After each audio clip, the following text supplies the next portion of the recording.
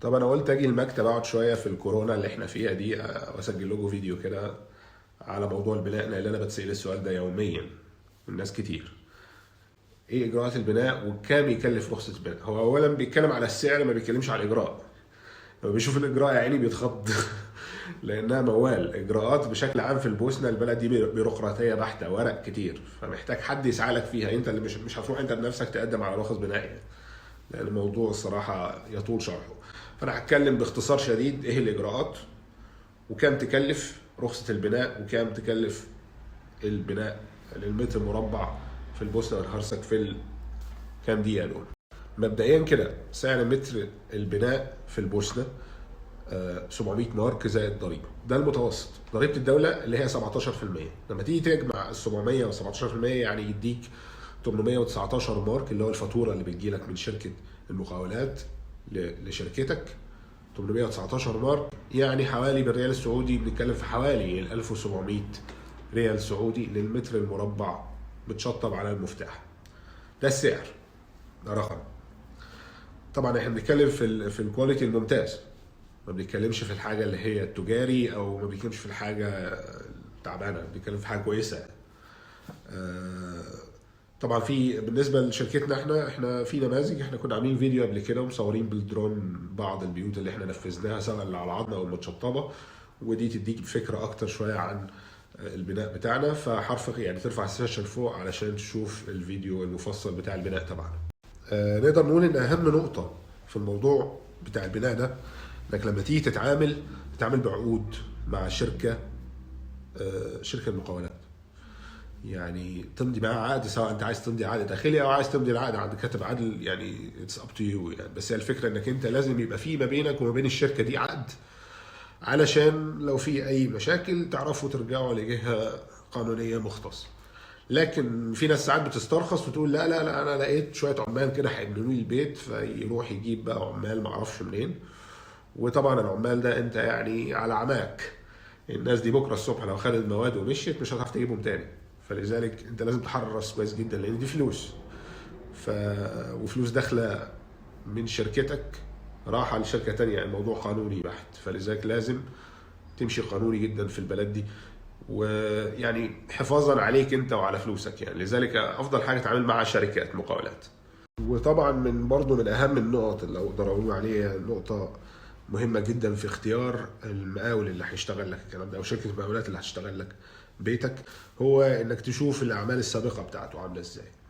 يعني زي ما تكون بتعين حد في شركتك، لازم تعمل له اول انترفيو، تشوف يعني الهيستوري بتاعه ايه بالظبط، الراجل ده اشتغل ايه قبل كده، الراجل ده عمل ايه، تشوفها يعني قدام عينيك.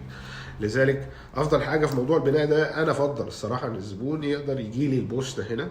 يعني مش كل حاجه تبقى في الفيديو الصراحه، يعني يجي لي البوسطه يشوف بعينيه الاعمال اللي اتنفذت. شوفها، يخش جوه البيت ويشوف العظم عامل ازاي، ويشوف التشطيب عامل ازاي، والكلام ده كله يعني. فبناء عليها هتقدر تحكم بقى مين المقاول الكويس ومين المقاول اللي مش قوي، او اللي شغله تعبان. بتعرفها يعني، انت لو عندك خبره شويه في موضوع البناء بتعرف الشغل الكويس من الشغل اي كلام.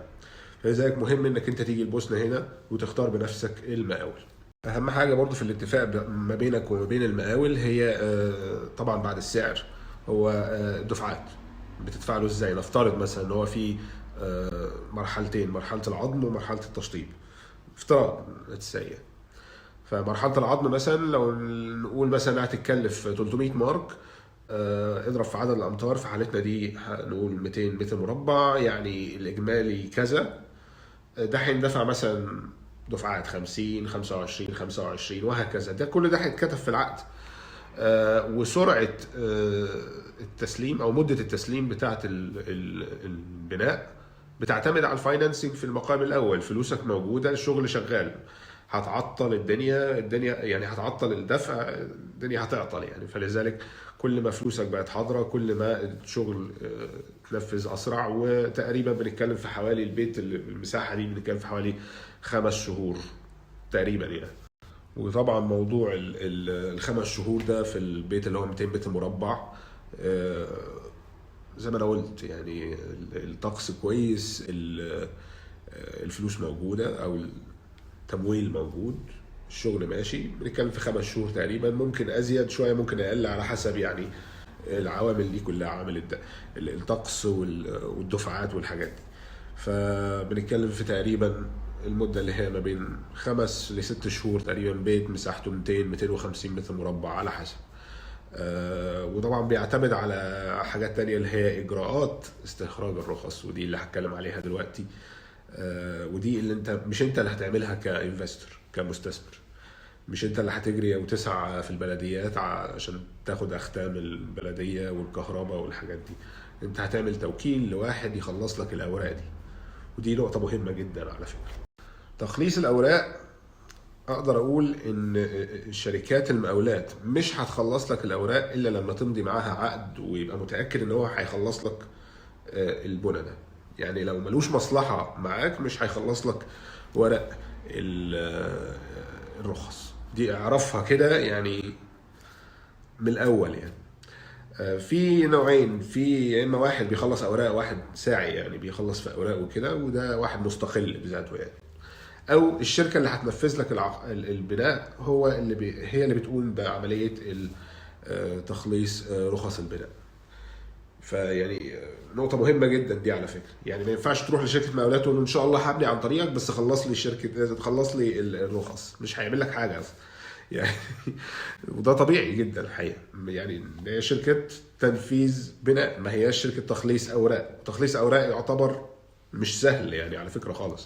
وطبعا نسيت الناس برضو اللي ممكن تخلص رخص البناء واجراءات رخص البناء. لو انت عندك مثلا موظف في شركتك، ده ممكن يجري لك يعني في الورق ده ويخلص لك الورق ده.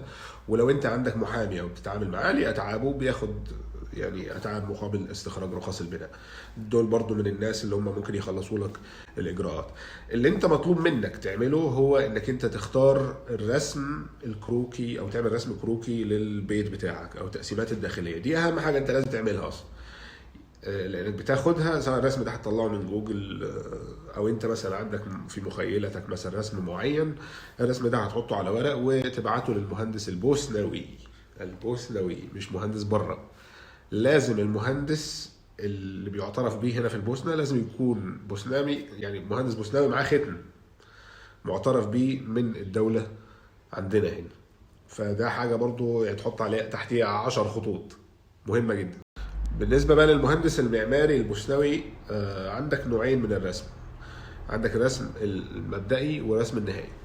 الرسم المبدئي ده اللي هو الشكل الداخلي والتوزيعات الداخلية والتقسيمات الداخلية بتاعة البيت، حوالي 10 11 صفحة تقريبا، والشكل ال 3 دي الخارجي للبيت وهكذا. ده الرسم المبدئي، وده سعره بيتراوح تقريبا 2 مارك لحد 5 مارك تقريبا للمتر مربع، المهندس هياخدهم منك يعني. والورق ده بيتاخد ويتقدم للبلدية علشان استخراج الرخصة المبدئية. اما الرسم النهائي، وده يعتبر اهم حاجة لاستخراج رخصة البناء، الرسم النهائي اللي هو بقى كتاب كده فيه بقى كل الايه، الشرح بتاع البيت، الحديد قد ايه، الخرسانة، الكلام، التفاصيل كلها بتاعت البيت موجودة في كتاب كده. ده الرسم النهائي، وده سعره بيتراوح من 10 ل 15، ممكن ازيد شوية للمتر المربع على حسب المهندس اللي انت بتتعامل معاه يعني. فدي يعني تقريبا دي تقريبا يعني اسعار المهندسين المعماريين في البوسنه. انت يعني هتتعامل مع مهندس وهتاخد الورق بتاعه وهتديه للشخص اللي بيخلص لك الاجراءات، وهيبدا بقى هو اولا يستخرج رخصه مبدئيه للبناء، واللي بناء عليها ممكن تبني. طبعا هو قانونا ما ينفعش تبني الا بعد ما تخلص الرخصه النهائيه علشان تبقى عارف يعني. بس في القرى وفي الاماكن اللي هي بعيده عن السنتر سراييفو، الاماكن اللي هي مش زحمه وكده، ناس كتير نقدر نقول 90% من الناس بتبدا تبني على بناء على الرخصه المبدئيه، اللي هي من بدايه التسليم لحد ما تاخد رخصه مبدئيه بنتكلم في حوالي شهر ونص تقريبا عشان تاخد رخصه مبدئيه. اللي هي بتتكلف في حوالي اجراءات اللي هي 150 مارك، زائد طبعا مصاريف بتاعه المهندس المعماري، زائد مصاريف الشخص اللي بيسعى لك على استخراج الرخصه دي. فممكن تبني يعني على افتراض انك هتبدا تبني يعني اول ما تخلص الرخصه المبدئيه. تبدا بقى في عمليه الصب، ويبدا المقاول يشتغل شغله او شركه المقاولات تشتغل في شغلها. في نفس الوقت انت بتخلص الرخصه النهائيه.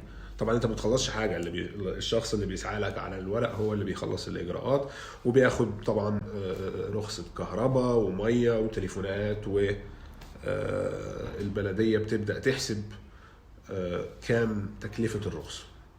طبعا دي محدش يقدر يتكهن بيها، لان كل بلديه وليها الزونز. نفترض في مثلا 10 زونات او 10 مناطق في البلديه الواحده، كل منطقه ليها سعرها للمتر المربع، وطبعا سعر الشركات غير سعر الافراد. لذلك دي في الاخر البلديه بتبعت لك خطاب بتقول لك والله سعر الرخصه بتاعت البيت اللي هو 200 متر مربع الموجود في المكان الفلاني هيساوي كذا. الافريج بنتكلم في حوالي 80 مارك 70 مارك في الحدود دي للمتر مربع. خلاص الرخصة النهائية طلعت، دفعت الضريبة للدولة، حابب دلوقتي تسجل الفيلا دي في المحكمة وفي البلدية عشان يترسم على المخطط المساحي. طبعا كل الشغل ده اللي بيعمله لك هو الشخص اللي شغال معاك في موضوع تخليص الأوراق. هتبدأ تطلع لجنة على البيت، هتشوف إذا كان مطابق البيت للرخصة النهائية اللي موجودة، ويدوك الموافقه، وبعد كده يطلع الشخص على المحكمه البلديه يخلص. يعني الاجراءات كلها دي اللي هي من اول الرخصه المبدئيه لحد الرخصه النهائيه وتسجيل البيت في المحكمه والبلديه، انت مالكش اي دخل بيها. الشخص اللي هو بياخد اتعابه هو اللي بيخلص، وهو بيفكك من وضع الراس ده بتاع تخليص الاوراق، لان مش هتعرف انت تخلصها. ده كان باختصار شديد جدا موضوع البناء، من اول بيكلف كام لحد الرخص لحد استخراج وتخليص ورسم البيت في المخططات. في النهاية حابب اقول ان معظم الناس بتختار انها تبني بيوت على مزاجها، وتقسيمها افضل بكتير من ان هم يشتروا بيت مفروض عليهم التقسيم بتاعه، زي البيوت البوسطية العادية اللي هو حمام واحد في كل طابق، مفيش بقى غرف ماستر، مفيش مساحات كبيرة. فلذلك الناس بتحب ان هي تسكن في بيوت متقسمه على مزاجها. لذلك افضل حاجه الناس بتعملها هي انها تشتري ارض فاضيه في منطقه سكنيه، تستخرج عليها رخص وتبني البيت اللي على مزاجها. لذلك ده معظم الناس بتعمله الصراحه هنا في البوسطة. يا رب اكون افدتكم في الفيديو ده، يا ريت تشاركوه الناس اللي تعرفوهم حابين يبنوا في البوسطة، وإن شاء الله نسجل لكم قريبا يعني عن معلومات تانية عن البوسطة والهرسك. شكرا لكم.